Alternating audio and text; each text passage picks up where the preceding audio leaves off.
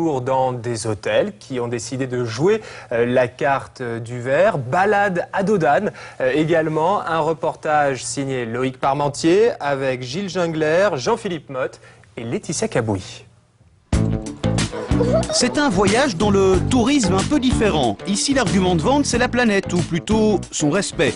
On appelle cela l'écotourisme, un concept qui se décline aujourd'hui à toutes les sauces. Dans le logement, le camping se veut bien sûr nature, l'hôtellerie aussi. Un label européen les cadre et les encadre, question développement durable. En fait, ça met le bazar. Il faut faire beaucoup de choses. Il y a des choses... En fait, ce qui est intéressant, c'est que chacun a ses points forts, des choses qui ont déjà été mises en place assez intuitivement. Et puis après, il y a des vrais axes sur lesquels il faut travailler parce qu'on n'est pas bon, tout simplement.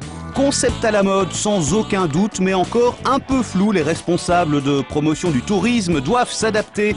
Officiellement, c'est une priorité. Mais pour bronzer et sauver la planète, il y a encore du chemin à faire. Il faut entrer dans le mouvement parce que sinon, on apparaît un peu comme ringard. Comment ne pas intégrer la dimension environnement, tourisme durable?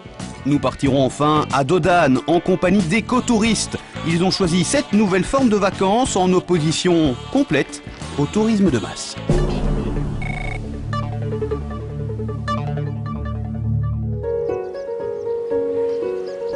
C'est un petit village de France coincé dans le Poitou. Son nom, Lussac-les-Châteaux. Et caché au cœur de cette bourgade, une vieille demeure attire l'attention et les touristes. Alors vous venez en voisin? Vous arrivez de Royan, c'est ça? Ils sont d'un genre un peu particulier. Devant vous, des écotouristes et l'hôtel est tout autant. Vous verrez, vous avez le petit livret d'accueil où on vous explique en fait toute la démarche de l'hôtel. C'est un peu le mode d'emploi pour bien profiter du lieu. Et puis pour vous, voilà, partager avec vous un petit peu ce qu'on met en œuvre pour la planète. Je vous emmène. Donc vous voyez, il fait frais. On a fermé les volets pour garder la fraîcheur. Donc on n'a pas de climatisation et c'est naturel. Et puis vous avez la chambre pour les parents qui est ici. Voilà. Allez, on va se préparer pour la piscine. On va se préparer pour la piscine. Oui. Allez, tu étages. Viens. La famille Braque est en vacances. Les brassards rouges pour moi. Rouge. Rouge. Et jaune. Jaune. T'as pris les lunettes? Non, je n'ai pas pris les lunettes. Le plaisir de la détente à la sauce durable. Une plongée dans le respect de l'environnement. On a fait des vacances pas loin de chez nous, un cadre très sympa et avec le terme éco entre guillemets, ça nous a bien plu, quoi. C'est-à-dire que tout ce qui entoure, C'est de plus en plus important. Aussi bien dans le boulot que dans la vie de tous les jours, on entend de plus en plus l'écologie, prendre soin de notre planète et voilà. on appelle cela le tourisme éco, mais dans le confort. Ici, en tout cas, c'est la philosophie de la directrice de l'hôtel, Olivia Gauthier. Bon, l'eau est bonne? L'eau est très bonne. C'est rafraîchissant? Profitez du soleil parce qu'il pleut demain. Elle a ouvert le tout premier hôtel ayant obtenu l'écolabel européen en 2006. Gestion de l'eau, de l'énergie, des déchets, sensibilisation des clients et achat responsable. Au total, il y a 84 critères à respecter et ce n'est pas toujours si évident. En fait, ça met le bazar. Il faut faire beaucoup de choses. Il y a des choses... En fait, ce qui est intéressant, c'est que chacun a ses points forts, des choses qui ont déjà été mises en place assez intuitivement.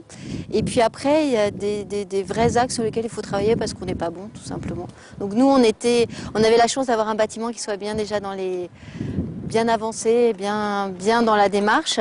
En revanche, le tri des déchets, on le faisait pas bien. On a beaucoup travaillé les achats aussi pour trouver des fournisseurs qui soient plus éco-responsables et essayer de revoir toute notre stratégie d'achat. Voilà. Son hôtel est donc devenu une sorte de laboratoire de l'écotourisme à tous les niveaux. En cuisine aussi. Table 6, 2 adultes, 2 enfants, 2 œufs de poulet. Au fourneau, David Royer et Jean-Charles Gaillot, deux chefs bio à la cuisson respectueuse du produit, bien sûr, mais à la démarche durable également. Sachez juste le petit pigeon, avec le pigeon chez Monsieur Duquesne. Même chose, c'est à 10 km d'ici. Un truc blanc. Avec une petite tuile pour le croustillant. Et ça, c'est la même chose, ça vient de 5 mètres d'ici. C'est du fenouil sauvage. En fonction des produits que nos fournisseurs peuvent avoir, vous voyez, ce matin, par exemple, j'ai appelé à Jardin Insolite. Jardin Insolite qui est à Montmorillon, donc à 15 km d'ici. Et je leur ai demandé ce qu'on pouvait avoir demain. Donc je leur ai pas demandé ce que je voulais, je leur ai demandé ce que je pouvais avoir. Donc j'ai le droit d'avoir une vingtaine de courgettes, quelques herbes. Et puis avec ça, je cuisine demain.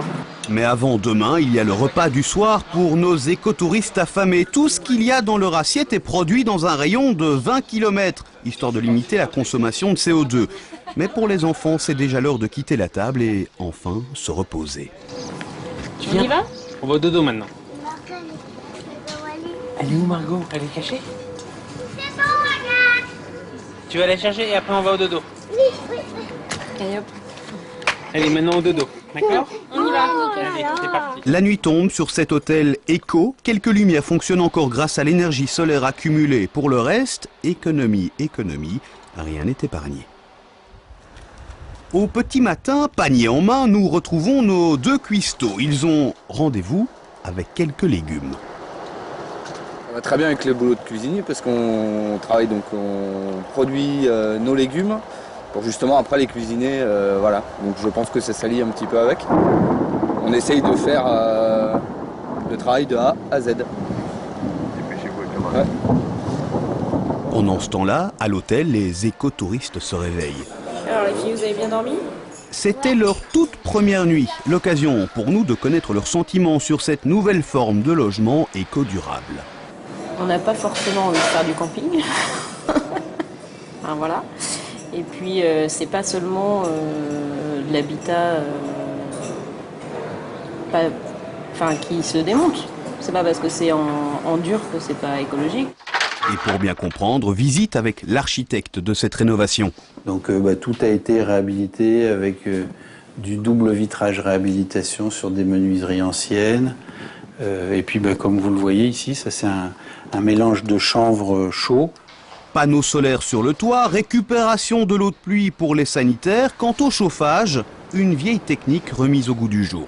Le feu est dans les grosses grilles, ça brûle sous des espèces de chaudières avec un circuit fermé qui court, enfin l'eau chaude à 80 degrés environ, court dans les tubes à LED que vous avez en partie haute.